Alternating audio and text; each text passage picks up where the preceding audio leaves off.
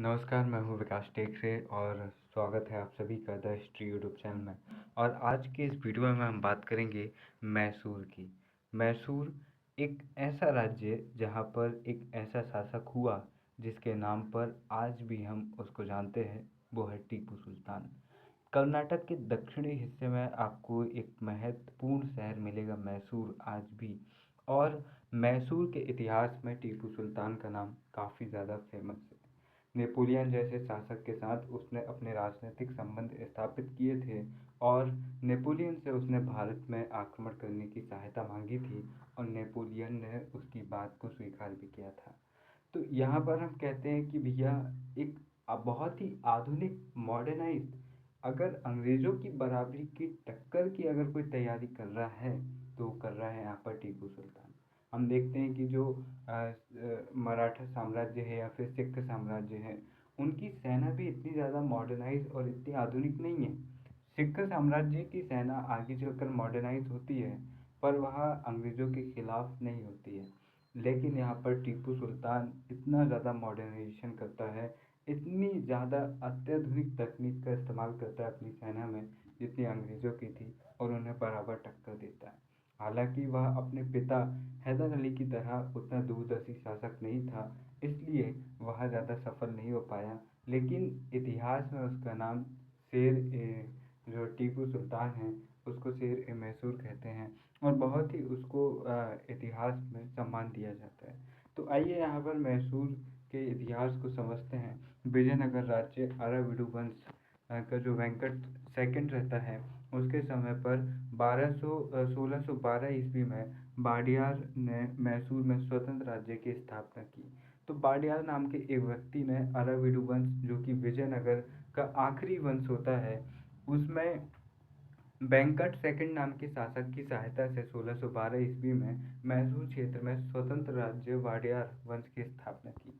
18वीं सदी के मध्य में वाडियार शासक चिक्का कृष्णराज के समय वास्तविक शक्ति दो भाइयों के पास में थी। देवराज, जो कि दुलवाई, इसका प्रधानमंत्री दुलवाई भी इसको कहते हैं, और नंद नंदराज, ये सर्वाधिक शक्तिशाली था, सर्वाधिकारी था और वित्त मंत्री भी ये था। 1749 ईस्वी में हैदर अली ने नंदराज के अधीन अपना सैनिक जीवन प्रारंभ किया और अपनी योग्यता से हैदर अली 1755 ईस्वी में डिंडीगुल का फौजदार बन गया। डिंडीगुल के फौजदार रहते हुए हैदर अली ने कई बार मैसूर राज्य पर मराठा आक्रमण को असफल किया, जिससे हैदर अली के प्रभाव क्षेत्र में वृद्धि हुई।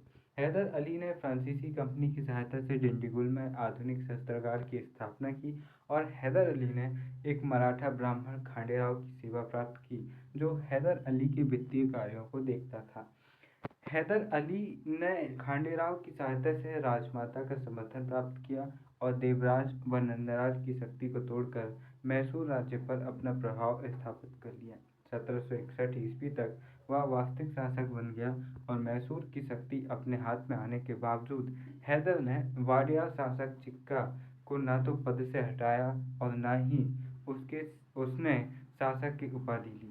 तो इस तरह से वह जनता का विश्वास जीतना चाहता था और इसीलिए उसने विद्रोह नहीं किया।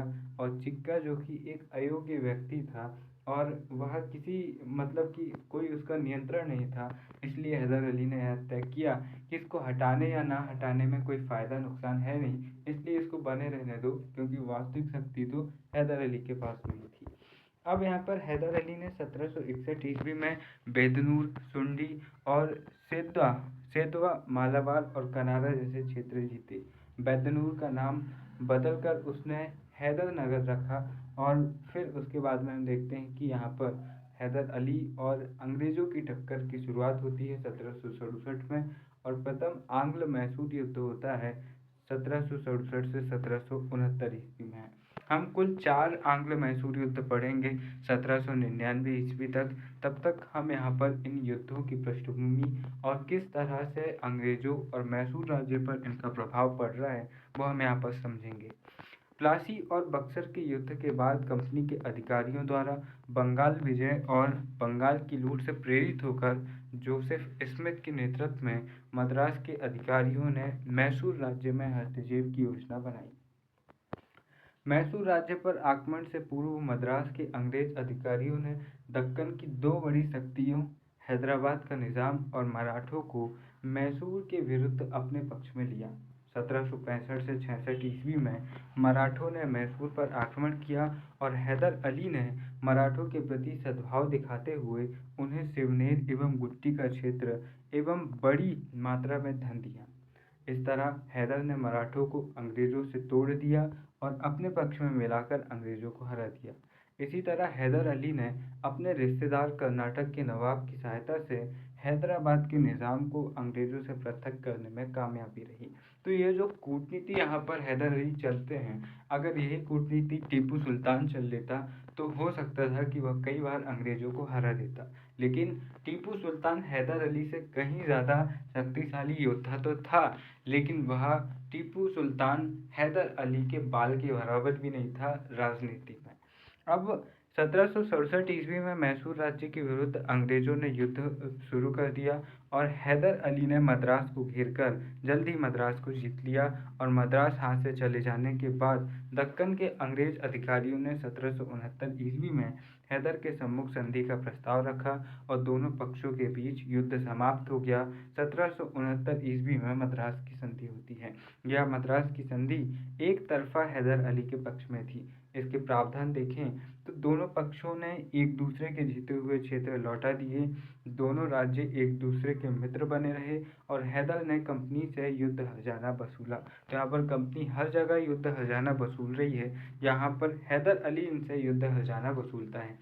इसी तरह हम देखते हैं कि जब सूरत की संधि 1775 राघोबा कर लेते हैं मुंबई जाकर, और फिर जब मुंबई के अधिकारी मराठों पर आक्रमण करते हैं तो मराठा बुरी तरह उन्हें 1778 के आसपास पराजित करते हैं और फिर उनसे हर्जाना वसूलते हैं। तो यहाँ पर जब भी अंग्रेजों से हर्जाना वसूला जाता है ना, तो कहीं ना कहीं वो फिर रोने गाने लगते हैं। तो यहाँ पर देखिए कि किसी मराठा तीसरी शक्ति के आक्रमण के विरुद्ध दोनों राज्य एक दूसरे की सहायता करेंगे और यह शर्त हैदर द्वारा मराठा शक्ति के विरुद्ध की गई थी, क्योंकि हैदर अली जानता था कि भाई मराठों की हरकत ऐसी है कि इनको चौथ वसूलना है। चौथ वो टैक्स था मराठों का जो वो दूसरे राज्यों पर आक्रमण करते थे और उनसे जो धन वो लेते थे उसको चौथ कहते थे। और वो बोलते थे कि भाई हमने एक बार आक्रमण कर दिए, अब हर बार आक्रमण नहीं करेंगे, हर साल हमारे पास चौथ आ जाना चाहिए और अगर नहीं आया तो फिर हम आक्रमण कर देंगे। तो यहाँ पर हैदर अली इनके आक्रमणों से परेशान था और इस समय पर हम देखते हैं कि जो ये टाइम चल रहा है, इस समय पर माधवराव फर्स्ट उनके पेशवा हैं जो कि फिर से मराठा शक्ति को स्थापित करने का काम कर रहे हैं और बार बार वो आक्रमण कर रहे हैं और वो कई बार हैदर अली को पराजित करते हैं। तो यहाँ पर हैदर अली मैसूर राज्य में भारत की प्रथम शक्ति थी जिसने युद्ध में अंग्रेज यूरोपीय शक्ति को पराजित किया। तो यहाँ पर ये पहली बार ऐसा हो रहा है कि अंग्रेजों को यहाँ पर हार मिल रही है बड़े पैमाने पर। और फिर इसके बाद में जो मैंने आपको बताया कि मुंबई के गवर्नर को हराते हैं मराठे, तो 1778 में हराते हैं, लेकिन ये उससे बहुत पहले यहाँ पर हैदर अली हरा रहे हैं। तो यहाँ पहली बार हो रहा है कि अंग्रेजों की भारत में व्यापक बड़े स्तर पर यहाँ पर इनकी हार हो रही है। अब द्वितीय आंग्ल मैसूर युद्ध 1780 से 84 के बीच में होता है और इस समय पर गवर्नर जनरल वारेन हेस्टिंग्स रहता है, जो कि बंगाल का गवर्नर से गवर्नर जनरल उसको बना दिया जाता है। 1771 ईस्वी में मराठों ने मैसूर राज्य पर आक्रमण किया, लेकिन कंपनी ने मैसूर राज्य की सहायता नहीं की। हैदर ने इसे मद्रास की संधि का उल्लंघन माना। क्यों? क्योंकि भैया मद्रास की संधि 1771 की थी अपन ने कि भैया तीसरी शक्ति अगर कोई हम पर आक्रमण करे, अंग्रेजों पर कोई आक्रमण करे या हैदर अली पर कोई आक्रमण करे तो हमको मदद करनी होगी। और हैदर अली ने ये संधि यही सोचकर की थी कि बार बार मराठे परेशान करते हैं, अगर वो आक्रमण करेंगे तो अंग्रेज मेरी सहायता करेंगे और मैं बच जाऊंगा। तो ये उसने राजनीति यहाँ पर चली थी, लेकिन अंग्रेज यहाँ पर बीच में नहीं आए क्योंकि अंग्रेज राजनीति में उससे भी आगे थे। तो यहाँ पर 1779 यानी कि 79 ईस्वी में मैसूर राज्य के अंतर्गत फ्रांसीसी बस्ती माहे पर अंग्रेजों ने आक्रमण कर उसे जीत लिया। हैदर ने इस घटना को अपने राज्य में हस्तक्षेप बताया और इस आधार पर दूसरा आंग्ल मैसूर युद्ध होता है। अब यहाँ पर कहते हैं कि भाई हमने संधि की थी कि हम एक दूसरे पर आक्रमण नहीं करेंगे और आप कह रहे हो कि भैया मैसूर राज्य के अंतर्गत जो फ्रांसीसी बस्ती है माहे में, वो तो मेरे अंतर्गत आती है, हैदर कह रहा है। तो यहाँ पर आप मेरे राज्य पर आक्रमण कर रहे हो, तो आप तो अपनी संधि का हस्तक्षेप कर रहे हो ना। और इससे पहले भी आप मराठों के खिलाफ मेरी मदद ना करके आप संधि तोड़ चुके हो। तो फिर भाई तुम हो कौन? तुम कौन सी मेरी मदद कर रहे हो? संधि क्यों की थी तुमने? तो चलो तुमको अब मजा सिखाता हूँ, तुमको अब संधि करने पर विवश करता हूँ, ऐसा कहता है हैदर अली। और फिर यहाँ पर से द्वितीय आंग्ल मैसूर युद्ध शुरू हो जाता है। युद्ध से पूर्व हैदर ने निज़ाम, जो हैदराबाद का निज़ाम था, और डचों को अपनी ओर मिला लिया और उनकी शक्ति का प्रयोग अंग्रेजों के विरुद्ध किया। इस समय मराठे कंपनी के साथ प्रथम आंग्ल मराठा युद्ध लड़ रहे थे। तो यहाँ पर कह सकते हैं कि मराठे एक प्रकार से मैसूर राज्य की मदद ही कर रहे थे, क्योंकि मराठे भी अंग्रेजों के खिलाफ लड़ रहे थे और हैदर अली को भी यहाँ पर इनके खिलाफ लड़ना था। इस समय पर प्रथम आंग्ल मराठा युद्ध 75 से 85 चल रहा था और कर्नल वैली, यहाँ पर हम देखते हैं कि हैदर अली 1780 से 81 ईस्वी में कांचीवरम के युद्ध में अंग्रेज अधिकारी कर्नल वैली को पराजित करता है। और इसी समय हम देखते हैं कि मराठे भी अंग्रेजों को पराजित करते हैं और उनसे टैक्स, उनसे कर हर्जाना वसूलते हैं अंग्रेजों से। तो 1781 का वर्ष कंपनी के लिए भारत का सबसे बुरा दौर माना जाता है, क्योंकि वह हर तरफ पराजित हो रहे हैं। न केवल उनको दक्षिण में मैसूर राज्य से पराजय मिल रही है, बल्कि उनको इधर से जो मराठे हैं उनसे भी पराजय उनको मिल रही है। अब 1781-82 ईस्वी में अंग्रेज अधिकारी चार्ल्स आयरकूट ने हैदराबाद को पोर्टोनोवा, पॉलिनूर एवं सैलिंगपुर के युद्धों में पराजित किया। किसको? अंग्रेज अधिकारी ने हैदर अली को। तो यहाँ पर हैदर अली यहाँ पर कमज़ोर होने लगता है। क्यों क्यों ये यहाँ पर कमज़ोर हो रहा है? कि भैया ये बात हो रही है 1781-82 की, और 1782 ईस्वी में सालबाई की संधि के साथ में मराठों के साथ में इनका युद्ध हो जाता है समाप्त। अब उत्तर भारत से या फिर जो दक्कन क्षेत्र से है तो ये फ्री हो जाते हैं। तो अब इनका क्या बचता है? इनका बचता है मैसूर। तो अंग्रेजों की पूरी शक्ति अब दक्षिण भारत चल जाती है। अगर यहाँ पर मराठे और युद्ध करते और अंग्रेजों की और हार होती तो मैसूर के हैदर अली को भी यहाँ पर फायदा होता। लेकिन 1782 में सालबाई की संधि के साथ में ही हम देखते हैं कि प्रथम आंग्ल मराठा युद्ध समाप्त हो जाता है। तो यहाँ पर अंग्रेज फ्री एंड हो जाते हैं और यहाँ पर उनके पास समय मिल जाता है दक्षिण भारत में जाने का। अब इसके बाद में यहाँ पर देखिए कि पोर्टोनोवा की युद्ध निर्णायक युद्ध रहा और इस युद्ध में हैदर अली बहुत बुरी तरह हारता है। दिसंबर 1782 ईस्वी में युद्ध में अत्यधिक घायल होने के कारण हैदर अली की मृत्यु हो जाती है और हैदर अली की मृत्यु के बाद युद्ध का नेतृत्व उसका बेटा टीपू सुल्तान संभालता है। दूसरी ओर अंग्रेजों ने डचों को बुरी तरह पराजित किया और उनसे बंगाल की बस्तियां तथा श्रीलंका स्थित त्रिंकोमाली का क्षेत्र डचों से छीन लिया। कंपनी ने निज़ाम को भी अपनी ओर मिला लिया और 1783 ईस्वी में टीपू सुल्तान कंपनी के अधिकारी ब्रिगेडियर मैथ्यू को पराजित कर एक बड़ी अंग्रेज सेना के साथ उसका समर्पण करवाता है और ये अंग्रेजों का सबसे बड़ा समर्पण माना जाता है किसी भारतीय शक्ति के सामने। मद्रास के गवर्नर मैक्काटर्नी ने वारेन हेस्टिंग्स द्वारा मैसूर के साथ युद्ध लंबा चलाने के बावजूद टीपू सुल्तान के समक्ष संधि का प्रस्ताव रखा। 1784 ईस्वी में टीपू और कंपनी के बीच में मंगलौर की संधि होती है और यहाँ पर युद्ध समाप्त होता है और यह संधि भी वैसी ही होती है जैसी प्रथम आंग्ल मैसूर युद्ध में होती है और ये इनके पक्ष में जाती है और इस संधि में दोनों एक दूसरे के जीते हुए क्षेत्र व सैनिक लौटा देते हैं और दोनों शक्तियाँ एक दूसरे को मित्र राज्यों का दर्जा देती हैं कि भैया अब आप भी हमारे मित्र हो और हम भी आपके मित्र हैं। अब वारेन हेस्टिंग्स इस संधि पर कहता है और वो कहता है कि भैया मैक्टर्नी ने यहाँ पर, क्योंकि वारेन हेस्टिंग्स चाहता था कि युद्ध और चले, क्योंकि थोड़ा युद्ध और चलता तो हो सकता था कि टीपू सुल्तान का सफाया सेकंड आंग्ल मैसूर युद्ध में ही हो जाता। लेकिन मैक्टर्नी, जो कि उसके बहुत ज़्यादा उसकी बुरी पराजय हुई थी और उसके अधिकारी भी बंदी थे यहाँ पर टीपू के पास में, तो वो नहीं चाह रहा था कि, वो कह रहा था कि भाई वारेन को पता ही नहीं है यहाँ पर स्थिति क्या है, सिचुएशन यहाँ की उसको पता ही नहीं है, वो तो बंगाल में बैठ के, कलकत्ता में बैठ के ज्ञान झाड़ रहा है।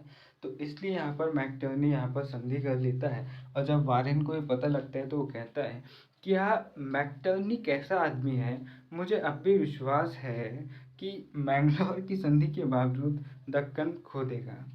मुझे अब भी विश्वास है कि मैंगलोर की संधि के बावजूद दक्कन खो देगा। तो यहाँ पर वह कहता है कि भाई ये संधि बहुत खराब उसने की और ये उसको नहीं करना चाहिए था। अब इसके बाद में तृतीय आंग्ल मैसूर युद्ध होता है 1790 से 92 ईस्वी। गवर्नर जनरल कॉर्नवालिस यहाँ इस समय पर रहता है और हम देखते हैं कि कॉर्नवालिस कोड और जो सिविल सर्विसेज वगैरह ये शुरू करवाता है और कॉर्नवालिस जो स्थायी बंदोबस्त शुरू करवाता है उसके लिए ये जाना जाता है। बंगाल के गवर्नर जनरल कॉर्नवालिस ने हैदराबाद के निज़ाम के लिए एक पत्र में भारत में स्थित कंपनी के मित्र राज्यों की सूची भेजी और मित्र राज्यों की सूची में मैसूर राज्य का नाम नहीं था। अब टीपू सुल्तान यहाँ पर से झटपटा जाता है कि भाई मैंगलोर की संधि तुमने क्या झक मारने के लिए की थी, सालों मुझसे मैंगलोर की संधि कर दी है और उसमें तुमने साफ तौर पर यह कहा कि भैया हम मित्र राज्य हैं और एक दूसरे पर आक्रमण नहीं करेंगे, और अब तुम मुझे मित्र राज्य नहीं मान रहे हो। और मित्र राज्य ना मानने का मतलब ये है कि हम आप पर आक्रमण कर भी सकते हैं। तो यहाँ पर टीपू को डर लगता है और टीपू इसे मैंगलोर की संधि का उल्लंघन मानता है। अब यहाँ पर देखिए कि टीपू सुल्तान साम्राज्य विस्तार के लिए कंपनी के संरक्षित और अपने पड़ोसी राज्य त्रावणकोर जो कि केरला क्षेत्र में था उस पर आक्रमण करता है। 1783 में उस पर आक्रमण करता है और कंपनी इस आक्रमण को अंग्रेजों के विरुद्ध मानती है। क्यों? क्योंकि त्रावणकोर अंग्रेजों का संरक्षित राज्य था, वह उनसे संधि कर चुका था कि भाई मैं आपका सहायक राज्य बनकर रहूंगा। तो यहाँ पर इसी के साथ में तीसरा आंग्लो मैसूर युद्ध शुरू हो जाता है। कॉर्नवालिस ने युद्ध के दौरान निज़ाम को अपने पक्ष में मिला लिया। 1790 ईस्वी में टीपू सुल्तान ने अंग्रेज अधिकारी फिरोज को पराजित किया और इस पराजय के बाद कॉर्नवालिस ने मराठों और हैदराबाद की सैन्य सहायता से मैसूर पर आक्रमण किया और टीपू को बुरी तरह यहाँ पर हराकर उससे श्रीरंगपट्टनम की संधि के लिए मजबूर किया। श्रीरंगपट्टनम की संधि 1792 ईस्वी में होती है और टीपू से 3 करोड़ रुपए हर्जाना की वह यहाँ पर मांग करता है और युद्ध हर्जाने चुकाए जाने तक टीपू के 2 पुत्र अब्दुल लतीफ और मईजुद्दीन को कंपनी द्वारा बंधक बनाए रखता है कि भाई पैसे दो और अपने 2 बच्चे को छुड़ा कर ले जाओ, एक प्रकार से किडनैपिंग जैसा। तो यहाँ पर हैदराबाद अब जो कंपनी रहती है वो मैसूर राज्य से 12 महल, मालाबार और डिंडीगुल जैसे महत्वपूर्ण क्षेत्र प्राप्त करती है। हैदराबाद के निज़ाम को कृष्णा नदी और पेलांग नदी के बीच का जो मैसूर राज्य के क्षेत्र रहते हैं वह दे दिए जाते हैं, क्योंकि जो हैदराबाद का निज़ाम रहता है वह अंग्रेज़ों का यहाँ पर समर्थन करता है। अब मराठों को तुंगभद्रा के उत्तर के क्षेत्र मिलते हैं। क्यों? क्योंकि मराठे भी यहाँ पर अंग्रेजों का समर्थन करते हैं और तटस्थ बने रहते हैं। अब इस संधि के द्वारा कॉर्नवालिस ने मैसूर के महत्वपूर्ण क्षेत्र अपने पास रखे और कम महत्वपूर्ण क्षेत्र अपने राज्यों को दिलवा दिए, जिनके दम पर उसके जो मित्र राज्य थे वह कुछ नहीं कर सकते थे। इसी बात पर कॉर्नवालिस खुश होकर कहता है कि भैया मैंने अपने शत्रु को पंगु बना दिया और अपने शत्रु को पंगु बनाते हुए अपने मित्रों को भी मजबूत नहीं होने दिया। उसने टीपू सुल्तान को भी बुरी तरह हरा दिया और उसने अपने मित्रों को ऐसे शहर, ऐसे क्षेत्र दिए जिनकी ना तो ज़्यादा आय थी और ना ही उनके दम पर वो ज़्यादा कुछ उखाड़ सकते थे, लेकिन उसके बावजूद भी उसने अपने मित्रों को संतुष्ट कर लिया था। इसलिए उसका बहुत ही फेमस कोटेशन है, मैंने अपने शत्रु को पंगु बनाते हुए अपने मित्रों को के भी मजबूत नहीं होने दिया, मित्रों को भी मजबूत नहीं होने दिया। ये वह कहता है टीपू सुल्तान के साथ हुए तृतीय आंग्ल मैसूर युद्ध के बाद। अब इस संधि के द्वारा टीपू सुल्तान को मैसूर राज्य का एक बड़ा क्षेत्र खोना पड़ता है और उसे आर्थिक हानि भी यहाँ पर उठानी पड़ती है। अब टीपू सुल्तान की जो आर्थिक हानि उसको उठानी पड़ रही है। अब यहीं पर हम करते हैं इस वीडियो को समाप्त। अगले वीडियो में हम यहाँ पर बात करेंगे टीपू सुल्तान के साथ हुए चतुर्थ आंग्ल मैसूर युद्ध, जिसको हम विस्तार से पढ़ेंगे और उसके बाद मैसूर राज्य का क्या होता है, टीपू सुल्तान के साथ अंग्रेज क्या करते हैं, हम यहाँ पर आगे समझेंगे। तो भैया अगले वीडियो में आना ना भूलना, और टीपू के साथ क्या हो रहा है वो समझने के लिए अगला वीडियो आपको देखना पड़ेगा। तब तक के लिए नमस्कार, जय हिंद।